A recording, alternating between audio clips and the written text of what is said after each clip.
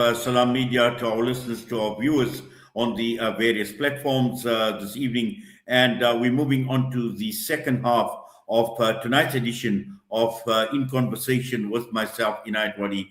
And the focus is going to be on the 6 South Africans who have been detained by Israeli forces after their civilian aid ship, which is part of the international Global Sumud Flotilla, was intercepted in international waters. And their aim, we all know by now, is to break the naval blockade and to deliver humanitarian aid to the people of Gaza. Now, we know of the 6 who have been detained, the 6 South African nationals, Ambassador Faisal Musa, Mohaik Arifdin, Yusuf Rahman, Kutub Hendricks. And we've seen following the interception, even South Africa, where the Department of International Relations and Cooperation has issued a statement condemning the seizure of the civilian vessels and the detention of the South African citizens. And families of those who have been detained are urging for urgent diplomatic intervention to secure their safe release. As a part of the panel this evening, we are joined by Joe Bluen, who is legal observation mission supporting the Global Sumud Flotilla, Ravonia Pillay, Global Sumud South Africa Steering Committee, Nkosi Zulu, activist, Ubuntu champion, and humanitarian. And we're also joined by Maryam Rahman, who is a family member joining us this evening. I see Ravonia is already on screen. And as we await the others coming through now, we see Nkosi on, Joe is coming on shortly as well, and we see Maryam as well. To all of you, salams and welcome to the show. Assalamu alaikum. Thank you for having us. Yes, Joe, let's start off with you. And obviously, we're not surprised at the actions of the Israeli security forces in terms of interception and in terms of detaining the 6 South Africans. This is clearly a cause for concern. And just to try and look at what the latest situation is, Joe, I know you've been following developments. What do we know? Thank you. And just let me also say, Maryam, I know this must be a tough time for you as well. We are all with you. So what we know, they were intercepted and abducted in international waters, which is obviously going against the Genocide Convention, the law of the sea, the Rome Statute of the International Criminal Court, the laws of armed conflict, so it's going against everything. What we know now, there are 430 activists who have been taken to court. They are being detained illegally without charge. The Adala lawyers, who are fantastic, based in Ramallah, have had access to give some counsel. Some of the activists have gone on hunger strike in solidarity with the over 9,000 political prisoners in Israeli jails, many of whom are children. So we know it's been pretty dire. We did see a video that was shared on social media of the fascist minister Ben-Gvir taunting and celebrating the abduction and kidnapping of the activists. What we have seen more recently is that we've seen Spain, Canada, France. We seem to have lost, sorry, Joe, we just lost you there for a minute. Okay, am I back? Yes, you're on. You're back again. Yes, please go ahead. Okay, great. So we've seen an international outroar that we've even seen Netanyahu condemn Ben-Gvir for the ways in which he spoke to the participants, which I think is interesting and also, I mean, very expedient considering that Israeli parliament is also better signal. I think. Yeah, sorry, Joe. I think we are having a bit of a problem because I'm not too sure if it's a bandwidth, but we seem to be losing it for some reason or the other. We will try and obviously see. We move on to Ravonia as well. Ravonia. Oh, I'm so sorry. I don't think I can hear you. You know, especially looking at yourself, and I'm sure you've been tracking development.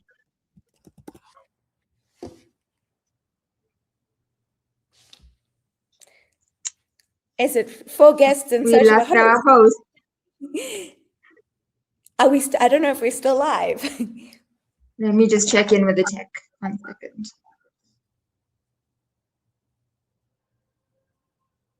Oh, we are still live. So I'll just finish up on some of the legal. So, I mean, I think the really important thing to note is that, yes, every flotilla has been intercepted, and I was there with the last one as well. And we are seeing an outroar, a sort of an uproar of sentiment from often kind of milquetoast governments calling in their ambassadors. So I think we might see, so and Netanyahu has also urged the immediate deportation of the activists. So I think it is precarious, but there is as much legal support as can possibly be hoped for. And at the diplomatic level, there is also a lot of pressure being placed on the fascist Zionist entity's government. Yes, Joe. In fact, Joe, I'd like to actually focus a bit on the legal side as well, and what sort of legal support is being provided to those who are detained. But I'd just like Ravonia to actually come into the discussion as well. Ravonia, is being on the steering committee as well, and wearing two hats. Where on the one hand, obviously, making sure that the families of those that are being detained are being informed, and I'm sure that you are concerned of their well-being, and at the same time, the well-being of those that have been detained as well. And just to get some sort of an idea from your side in terms of the role that you are playing at this point in time, Ravonia. Thanks so much. So firstly, I must say that the sumud and dedication and just courageousness that our delegates show is reflected in their families. They are amazing families that are showing support for each other. So it's been just incredible to witness. And our head of delegation, Firoza, has been amazing with reaching out to them whenever we get updates. So yes, my role is a bit twofold, but the steering committee works as a team, which only strengthens our impact. But the aim is to keep the families updated, as well as keeping the public updated. And it's important, especially at this phase, because we know that the Zionist state uses psychological warfare as well. So a lot of these images will come out, and we'll see a lot of taunting or attempts at being forceful.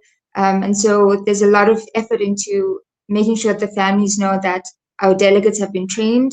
They have decided to embark on this. They've been through the trainings. They know what to do. They know how to protect themselves. And they also know when they have the option and if they need to be able to be released as soon as possible. So it's really important for us to understand that this is their choice, and we're doing as much as possible to assist them in this mission, and to bring it back to the fact that they're doing this because states have failed. States have failed to intervene, and so civilians have chosen to sail, and civilians have chosen to embark on this land convoy, which is also, I want to bring it back to the beginning of this mission. It's a humanitarian, peaceful, civilian-led mission, and I don't want that to be skewed in the public narrative, because we're seeing many attempts of that at the moment. And that we have a sea convoy team and a land convoy team. And we just saw amazing footage from our land delegates at the moment.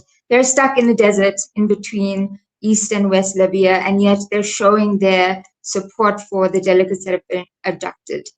So, we say ordinary South Africans, but they're incredibly exemplary, extraordinary South Africans that are out there. And we have to call on their safe return. Well, certainly, Ravonia, and let's bring Maryam into the discussion. Now, Maryam, I mentioned right at the beginning in terms of the families. You are obviously very, very concerned at this point in time as far as Yusuf is concerned, and also the well-being of the other detainees as well. But before we get to that concern as well, just provide us with an insight into Yusuf, his passion for the Palestinian cause, and the fact that he joined the Global Sumud Flotilla. And I'm sure, no one would have a better insight than someone like yourself, being his wife and being a family member. If you could unmute your mic, please, Maryam. Is it unmuted now? Here we go. Go ahead. Thank you. Yusuf is a person that is very determined to always go out there and help people and get involved in a lot of things that he will see that it's going to benefit other people. So it makes his heart, it fulfill his heart in order to go out there, help people, even if it doesn't gain anything from it. In order for this mission, he really put a lot into it, and I was with him through every step of it, even though it was very stressful for me because, like, this is going to happen, this is the circumstances. And he's like, yeah, but like, I've made my mind up, and I couldn't do anything, but I supported him from the very beginning. And I told him, if this is what you want to do, I'm here by your side. Well, certainly, Maryam. And also, I think perhaps, if you could just talk a bit about the passion for the Palestinian cause, his passion for the Palestinian cause. So last year he did go on a mission, and he's like, I'm going to go on the global march to break the border, the siege by the Rafah border.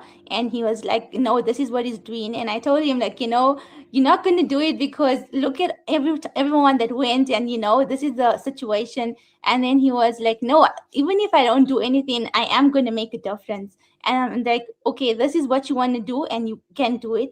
And then he went last year, it was June, he joined the march, and he came back, and he's like, you know what, I will never stop speaking about the Palestinians, because if we can live our life like this, they also need to live their life like this. And the aid needs to be delivered to them because they deserve that.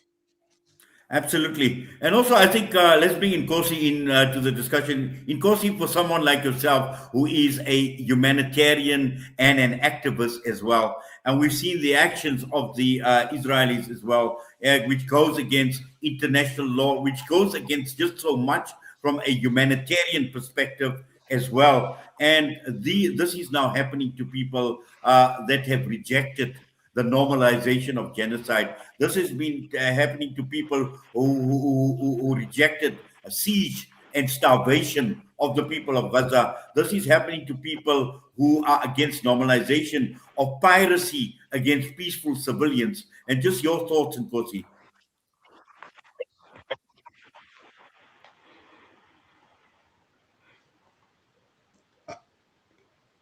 Wadi? Yes, I can hear you, Nkosi. Go ahead. Hello, can you guys hear me? Yes, please go ahead.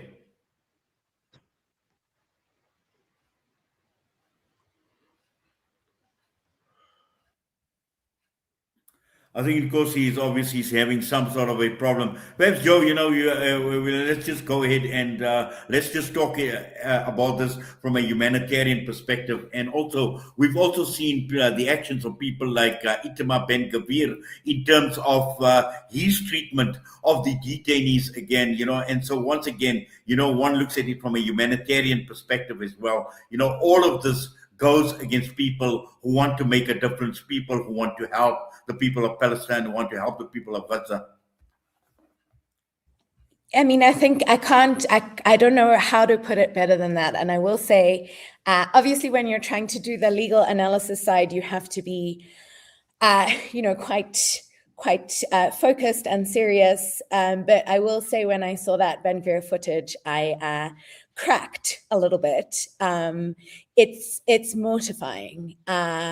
And I think, what is, so, I mean, I think the humanitarian thing is it's so clear and so vital. And I think one of the mechanisms by which the Zionist entity and basically its accomplices in media try to delegitimate it is to say it's not humanitarian, because then it frames them as combatants. And if they're framed as combatants, then they are supposedly allowed to get away with these. We're looking at quite carefully around how this is a violation of the Jus Kogan's non-derogable, absolutely compulsory prohibition on the crime of genocide. Because this is an extension of the siege on Gaza, which is also illegal, to the high seas, to international waters. So, yeah, I mean, it's a humanitarian mission. And I think this is in continuity with how we've seen the number of aid workers being killed in Gaza, the number of attacks on the United Nations office. They have, I think that the horror of this genocide is it doesn't seem sufficient for the Zionists to just kill people and maim people and bomb hospitals and children's schools. They also now must attack the people that are there to provide life-saving aid that they're not letting in. So absolutely, this is an absolute violation of humanitarian principles, but it is also an act of genocide. So let's be clear. Absolutely, Joe. I see Nkosi is back with us, and perhaps Nkosi, hopefully we've got you on a better line right now as well. And I'm not too sure whether I need to repeat, what I said from a humanitarian perspective.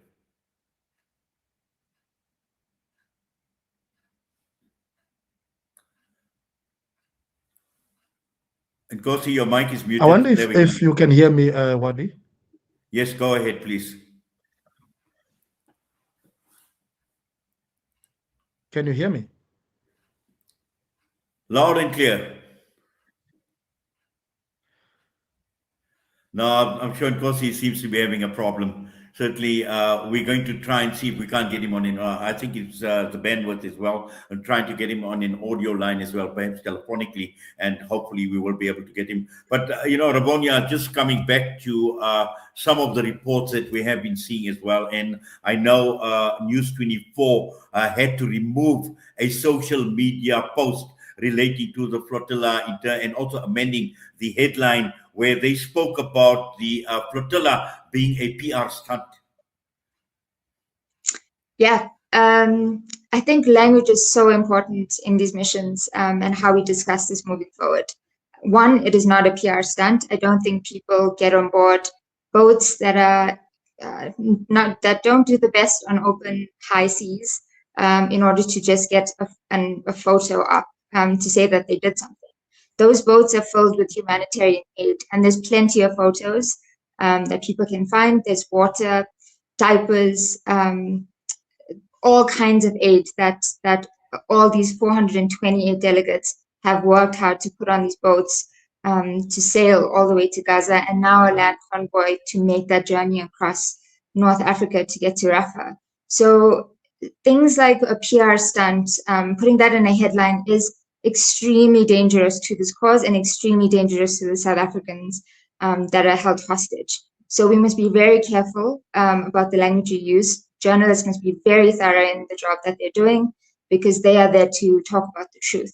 The one great thing, and I think I want to really hone in on the public support that we're seeing, there was a huge effort once people saw that this headline went out. If you look at the comment section, I know Joe and I chatted, and this is the one time looking at the comment section was actually hopeful. There's a lot of corrections that were made and calling out of what is a defamatory headline. That, along with a petition to change the headline, and along with our legal help and our media help, allow them to change partially what is being shown in these articles. So it's very, very important that whenever we see these things, we call it out. And additionally, we continue to put pressure as civilians, as community members, as activists, as political parties, as civil society organizations. We must be firm and we must be strong in our definition of what this mission is, in asking for the aid to go through, the humanitarian corridor to be open, and to hold the state accountable. There are countless violations of international law and just human rights that they're conducting. And so within what is shown in international media and in local media, we must be vigilant. Additionally, we've seen that the US has chosen to call this a terrorist mission as well. And we know that they have a huge agenda against South Africa because of the ICJ case, because we've called out the inaccuracies of what is happening with the so-called white genocide. So South Africans are strong. We've been through our anti-apartheid struggle. This is another form of apartheid, and we don't stop because we've reached a certain level of freedom in our country. We're out there to rid the entire globe of these apartheid notions.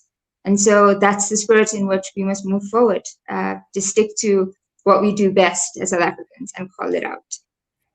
Thank you for that, Ramonia. And Nkosi, I see you back. Hopefully, third time we're going to be lucky. Yes, please go ahead. No, good afternoon, Mr. Wadi. I'm very sorry about the technical glitches. I've been just chopping in between devices here. Look, thanks once again for having us on this platform. I'm greeting everyone, more especially Maryam, and I want to assure you on something, Maryam. You know, because I come from Memories ports as well. I spent close to 8 or 9 days with Yusuf, and he was the first one that was allocated to a boat, fortunately, and he was so dedicated. He was, I mean, he is a dedicated guy, and I mean, he gave us the orientation all around the ports. You know, he was telling us about these boats and that boats and this captain and that captain, as well as how to load the boats and how to move around the ports. And one thing that I need to ensure and validate is the fact that, you know, we appreciated the fact, and we still appreciate the fact that, you know, the steering committee, you know, Rivonia, you guys have been supporting us, and you supported us from day one when we were taking off, even from planning, even with training as well. You showed great dedication. You have been not sleeping throughout. Whenever we called the steering committee member, they'd always be available to assist us. So I can assure you that, you know, Yusuf and the rest of the guys that are actually, you know, detained, will be getting prompt assistance from all of us as the members of the GSF. So with this, I just wanted to give you assurance, Maryam, that not to worry so much. Yusuf has undertaken a good cause, which I myself would have wished that I would have taken to completion, but obviously, due to logistical reasons, I had to return home. And with all the guys that are there, I mean, their spirits were so determined, their characters were so determined, and we were also determined to ensure that, you know, when we took off from South Africa, we got to Memories Beach in Turkey, and we all wanted to be on the boat. We were all basically sort of like wanting to ensure that our names appear on that list, because we were so determined that we needed to get to Gaza to break that siege. So what I want to just emphasize, because I know I've got ample time, is the fact that, you know, with all the determination that we gave and the commitment that we showed, even with the people that were not there, you know, the people that were basically rallying and supporting us in terms of training and all the stuff, you know, we appreciate the you know, the littlest efforts that everyone is actually inserted into this mission, and it's working. It's basically doing what we were wanting it to achieve, because we want the world to see, even if not a single boat gets to Gaza, that we want the world, we want to display to the world that what is happening in Gaza and what is happening to the Palestinians is not supposed to be taking place, more especially in the modern day in 2026. So I'm hopeful that the guys will be released. We are day in, day out. We are on the road. We are on those phone calls, on those emails. We are making sure that we are advocating for their release the soonest. And believe me, we will be welcoming them back very soon. Thank you. Thank you, Wadi. Well, thank you. Thank you for that, Nkosi. And, you know, thank you for providing us with that insight and also your words of comfort to Maryam as well. And yeah, Maryam, you have it from what Nkosi says is, you know, you're not alone. You may feel alone without Yusuf at this point in time. But, you know, I suppose this is very, very heartening for you to see the level of support that you are getting, you know, from people like Nkosi, from the steering committee, and I'm sure from the entire country. Thank you, Nkosi. I appreciate it. Yes, Maryam, just you know, looking at it from your perspective in terms of how you are managing, how are you coping at this point in time? So when Yusuf did leave, he left all of his work behind and I have to take over everything. So I'm basically managing his two jobs and my job at the same time. So I'm trying to figure it out still, but I'm glad that I managed to do it. And it's not as stressful as I thought it was. And I'm like really miss him. So I hope he comes back and I really hope that everyone is fine. Like I feel like now it's been too long. Yeah, Maryam, have you had any contact with Yusuf at all?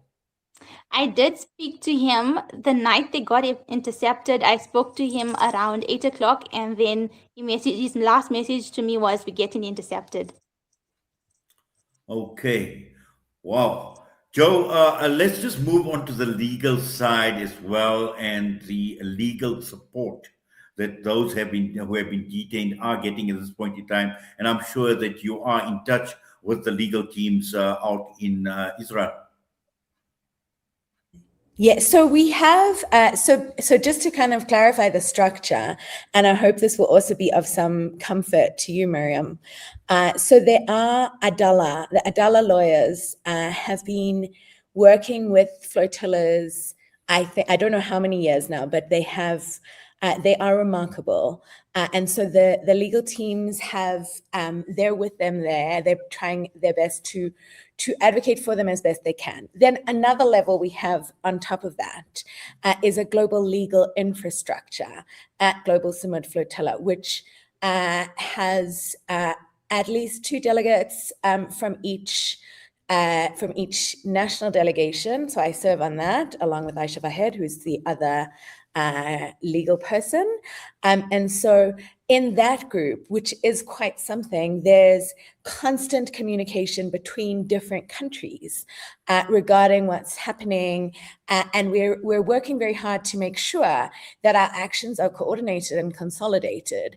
And one of the things, so you've seen a lot of the kind of diplomatic things that are happening, the government speaking out, the calling in of ambassadors, Israeli ambassadors. A lot of that is coming from pressure that is coming from delegations, but also coordinated pressure amongst those of us within the global legal structure. And a final thing that I think is worth noting is that there has been, after the last interception, there have been dockets filed with the International Criminal Court. There are moves being taken with the European Commission on Human and People's Rights. We have developed a framework that incorporates regional legal structures, including the African Commission on Human and People's Rights, global international legal instruments, and we have made very clear that we are watching and that we have records. We have a testimony, an evidence bank that contains details of every single violation of any law. We have dockets ready to go, basically, on every issue. So from the legal side, Israel doesn't care very much for the law, but others do. And this is the violation, and just while I'm here, and I see we need an ad break, but South Africa took Israel to the International Court of Justice in one of the most prolific acts of solidarity from a state that we have ever seen.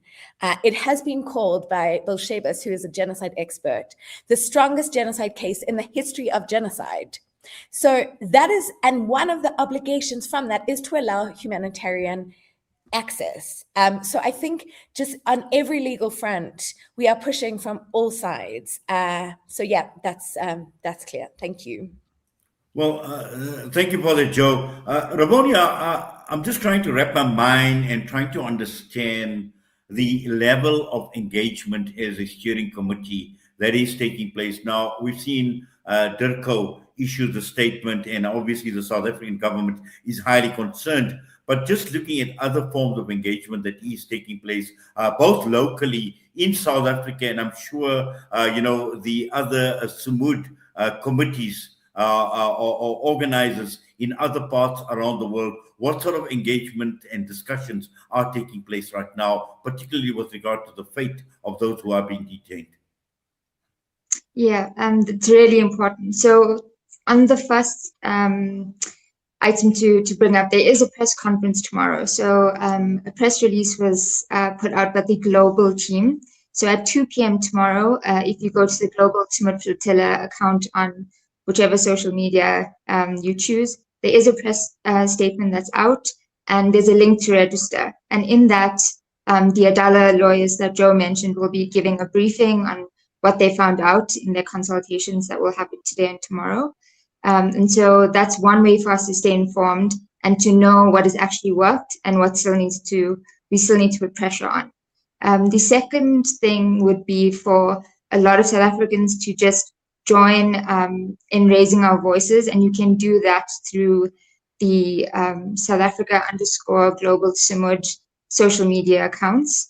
There's been lots of messages coming in, just putting pressure on our government, on civil society, and making sure that we keep this in the news cycle. We've seen this year that there's less coverage of this mission. And so we have to raise our voices and hit all the avenues that we can, social media being one of the best tools that we have right now as just regular citizens. So if you go to @South Africa _ Global Sumud, we can direct you there in the link tree to the many options that you can follow. There's also an incredible WhatsApp channel that's doing great, because we know WhatsApp is one of our community's best way of keeping up to date with each other.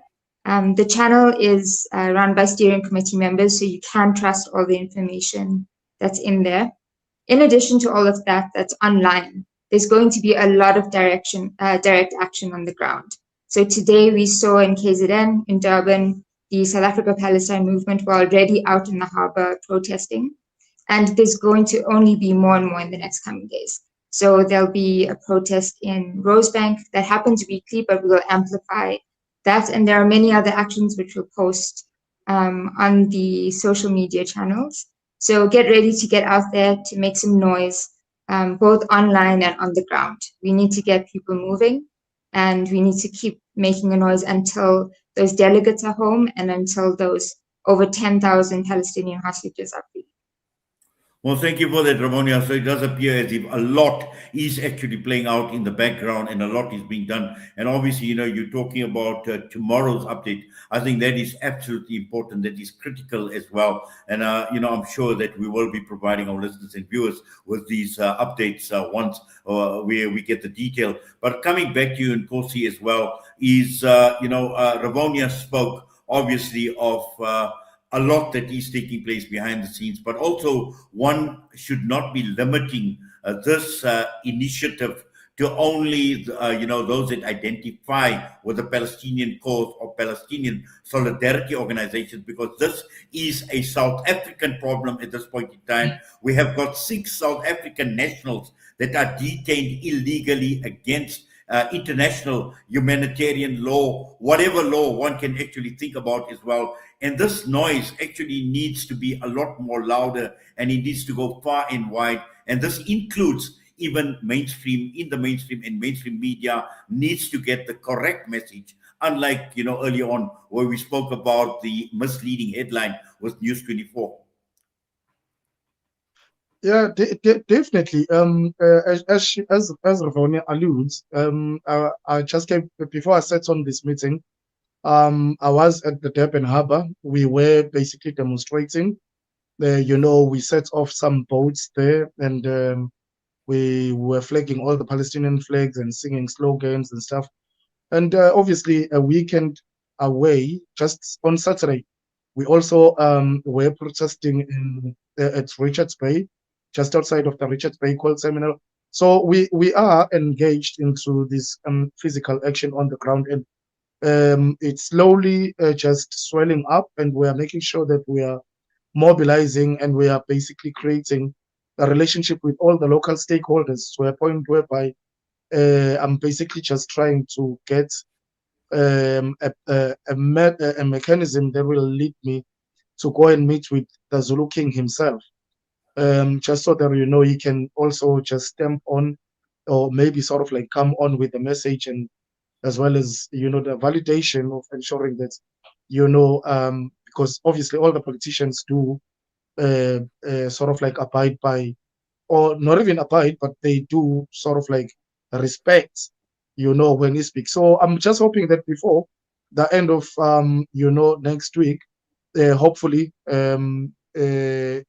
sooner, I get to meet him, and I get him to basically proclaim and announce and make proclamations around this very same Palestinian issue. And look, as Ravonia alludes, we are not quiet, and we are not going to be quiet. More especially myself, I left my comrades that could have been there. It's, to me, it's more personal, it's more close, because it's sort of like my brothers and sisters that are there. And just the last thing, South Africans have a good experience of being detained. So I don't really think that it should be difficult to appeal in terms of, communicating the message that there's our comrades that are out there in Israel being detained in harsh environments, and they're experiencing torture and anything of that sort. And I believe, Mr. Wadi, when you spoke of, Joe, when you spoke of, that ICJ case that was launched by South Africa to, against Israel, I believe that as South Africans, as South Africans, just the civil society, we should be putting more pressure onto the government, to say do more in terms of visibility and physically, to ensure that you root out all the Zionist tendencies and all the sort of like infrastructure that might enable the Zionists to still be able to work or function within the South African setting. We are not happy. We are totally not happy about the fact that we are still trading with Israel. The embassy is still not shut. The call is still exiting to to Israel. And I read a statement. It was not even a statement. Some message from Rahman when he says that South Africa doesn't sell coal to a country; they sell coal to the business people. That is very hypocritical. We, as much as we can put a facade and a face, to say we are in solidarity as the country, we're in solidarity with the Palestinian people. But I think from the legal side, more especially Joe, I debated this year so much when I attended the international law conference while I was in Turkey. That we shouldn't be singing praises and claims and proclaiming South Africa to be this very rosy decorated country because we launched that ICJ case. There's more that needs to be done. I mean, if we were firm enough to launch that case, we should have shut down the embassy immediately. Then we should have actually immediately went into to revise our relationship with Israel in terms of trade, in terms of supply and demand, in terms of all the handshakes that we do, or else it's basically fruitless. But I'm not looking down at the work that the legal team or perhaps even everyone that is involved with that case are doing. But let us not be sold, sort of like a fake activism, because it's basically going to let the morale and the hopes of the Palestinians down. To say that I think someone in this panel have actually said that at times we want to dedicate ourselves into this particular mission because we want to ensure that the Palestinians, the people in Gaza, the children and women really understand the feeling that we are with them. So we cannot be playing games or sort of like modeling ourselves, trying to find ourselves to be popular just because there's an opportunity, and we are and we are using the Palestinians, we are using the children of Gaza, we are using the women of Gaza for popularity stunts, which I think South African government at this time is doing such until there's physical, visible implementation of sanctions, and I can go on and on and on about this, but look, perhaps we leave it to Joe, we leave it to Rivonia, and to work with it. But we are not happy. I don't want to lie. We, as the normal people on the ground, we are not happy. Thank you. Yes, Nkosi, in fact, we know the Glencoe issue is going to still remains a burning issue, as is the case with, and Joe will know as well, those that have been serving in the IDF as well, where these dockets have been sitting with the National Prosecutions Authority for many, many years, collecting dust, and no action whatsoever has actually taken place as well. So these will remain burning issues and will remain as a stigma as far as the South African government and its inability to do something about it. But Maryam, just coming back to you as well, and once again, just listening to what Joe is saying, looking at it from a legal perspective, the support, what Ravonia had to say as well, the international involvement and the support as well, and trying to make sure that, people like Yusuf actually come home safely as well, and also Nkosi, so right across the entire spectrum, we're seeing that level of support as well. So I suppose, Maryam, you don't feel alone at this point in time. You may be missing Yusuf, but surely you are very, very encouraged to see what support you are getting. Yes, definitely. I appreciate it from everyone that's supporting and reaching out to see if I'm fine and stuff. And I really hope that he's back by next week, because he did mention that he will be back before end of the month. Well, hopefully he'll be in time for Eid as well, Maryam, because, obviously Eid is coming up next week as well. So hopefully, inshallah, he'll be back by next week as well. But Joe, I think, obviously, just listening to what everyone is saying at this point in time as well. And this is by no means, a small task for a particular group of people or just for a few individuals as well.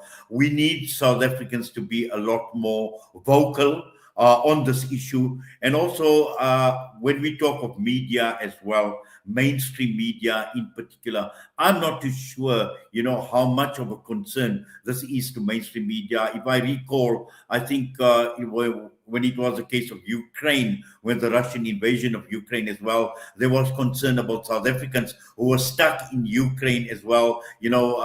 Governments were lobbied, people were lobbied, organizations were lobbied. If I recall, even people like Dr. Imtiaz Suleiman, gift of the givers, to try and obviously use his influence as well. So there was just so much happening. And in this case we need to see a lot more being done at this point in time, Joe. Yeah, I think you're absolutely right. I'd like to come back to this media question, because I think it's crucial what Ravonia has raised there.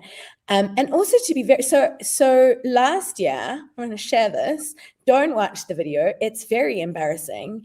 But I went on SABC News, live news at 8.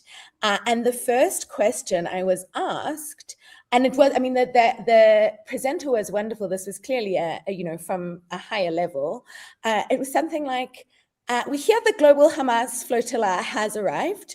Can you give us comment? And I sort of was quite bamboozled.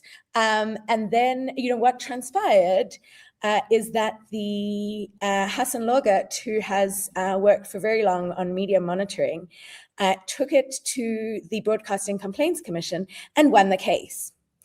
So I just sometimes wonder if media are aware not only of this ruling, but the fact that it's a violation of the Constitution, as well as international law. So I think that's really important, and also to kind of be clear, and that when we know that Israel has used "this is Hamas," they've called neonatal ICU units Hamas, so as to justify violence and attacks, and so this is really setting the stage for that. In terms of actions from South Africans, I think it's. I saw some pictures from KZN today from the harbour, and it was just remarkable. I think the points that Nkosi raises are crucial. We are now Israel's biggest coal supplier. It is appalling beyond words, and that to be in the opening, it's one of my very favorite lines in law, which is not so hard because they're not great lines in law. But there's in the opening of South Africa's submission to the ICJ, the 29th of December one, they say, we know what I'm going to paraphrase, but we know what a grave thing it is to bring to invoke the Genocide Convention. But we also know our responsibility as signatories, that it doesn't matter if you're committing the genocide or not, you have to stop it. That's the obligation. And let's be very clear that what that entails is that anything that furthers the genocide, including sale of coal, amounts to complicity. So I think the point that Nkosi makes is absolutely right. In terms of the IOF soldiers, so South African Jews for a Free Palestine has recently launched a a tip-off line that people can report people to. We are getting some traction. We have some things on the go as well. But it is absolutely appalling, wildly in violation of South African law, and complicit in genocide as well, that this is continuing. And I do think the NPA has a lot to answer for here. Yeah. Well, certainly, Joe. And also, I think, I'd like to just share something with you, Rabonia. And then this message has actually just come through right now on one of my WhatsApp groups. And while Joe was talking, I was just scrolling through. And I'm seeing a beautiful picture of a Palestinian girl. And this is just to demonstrate how Palestinians appreciate what the Global Sumud Flotilla is doing for them, where there's a picture of a Palestinian girl painting a mural just off the coast of Gaza, and this is near the beach, in solidarity with the Global Sumud Flotilla. Absolutely. One of the panelists mentioned earlier, part of this is to show that they are not alone. We're all not alone in these struggles. Yesterday, I received another message through the account from a mom, and she sent her a photo of two young daughters with little paper boats, and it just said Global Sumud Flotilla on them, and my heart broke. Hope remains alive because it's an action, so we must step up for each other. She said the disappointment was bigger than her small heart could hold, but now we must continue stepping up, so we revive that hope and revive showing them that we won't stop until there is a free Palestine. Social media is often criticized because it's online humanitarian activism, but it is a way to link people that are being forcefully restricted from having contact with the rest of the world. This is one way that we can connect. So use what you can to show the people of Palestine that we won't be quiet.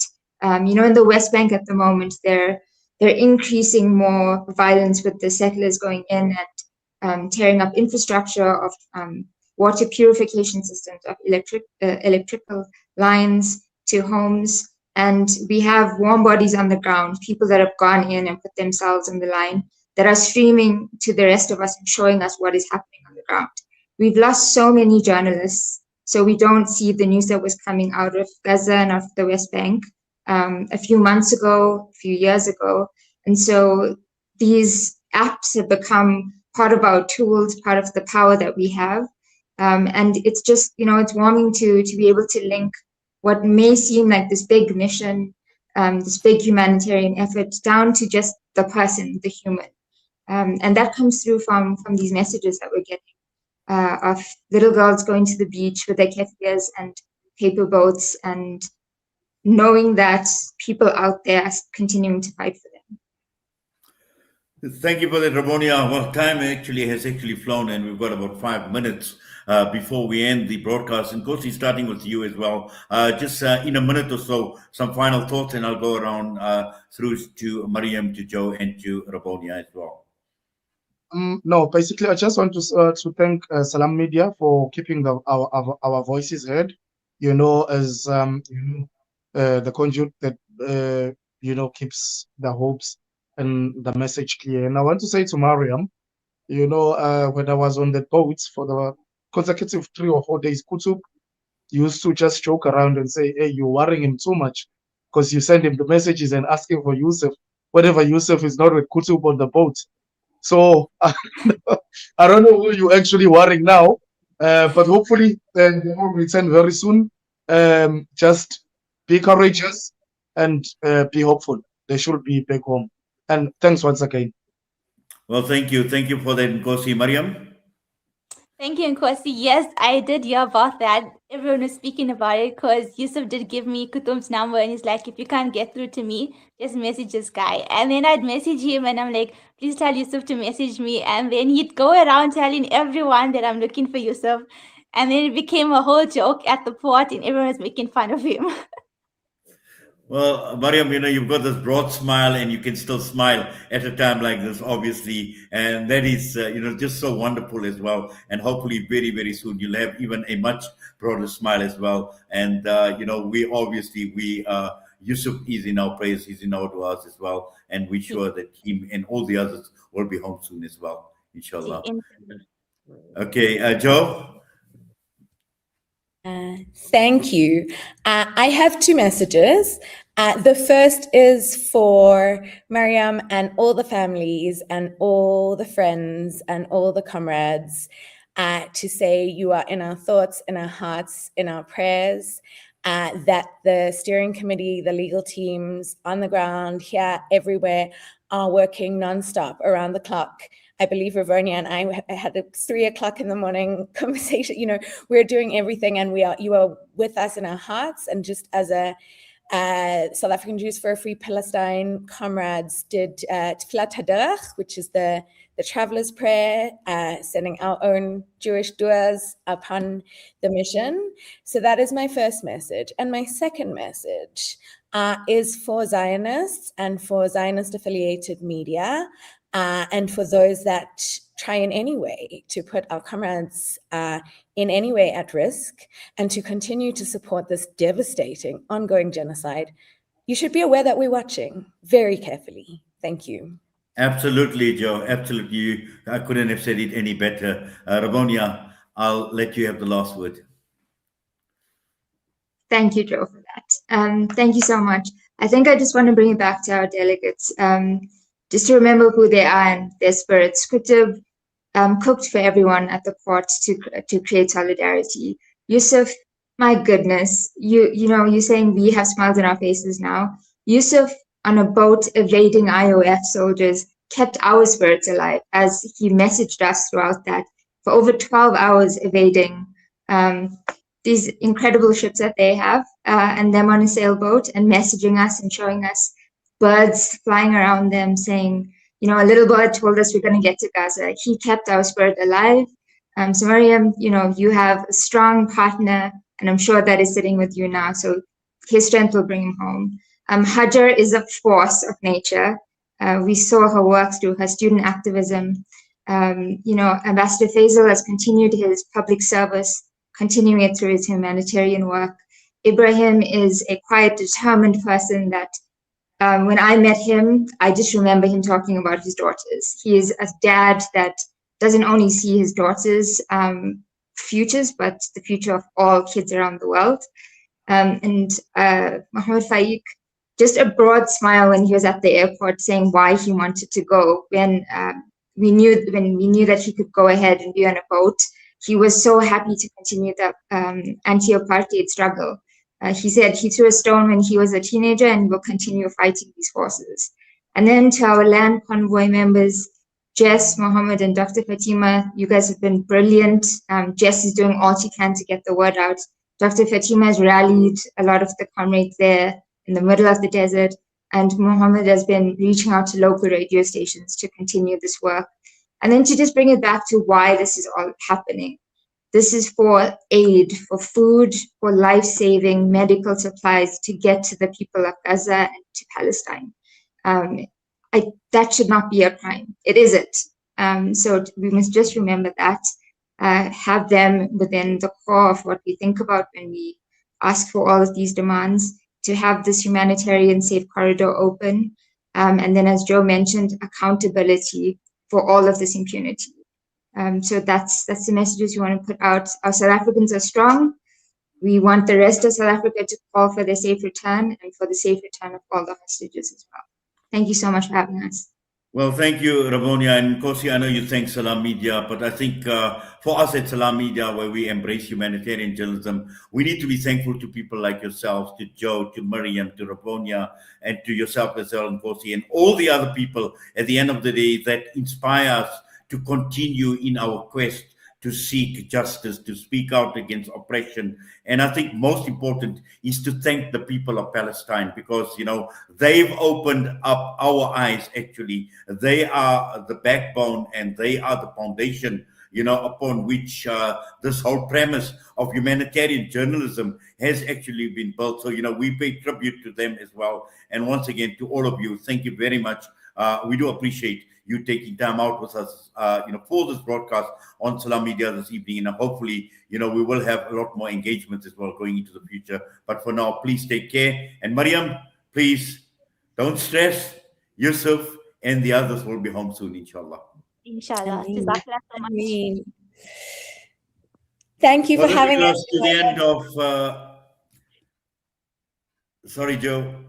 Yes, that brings us to the end of another edition of In Conversation with myself, Inad Wadi. And once again, a most absorbing discussion as we unpack the plight of those that have been detained as being part of the Global Sumud Flotilla as well. And there's just so much that one can actually take away from this discussion. But I think more importantly, we should not be stopping. We need to continue regardless, because this time it's the Global Sumud Flotilla, and we've seen flotilla after flotilla.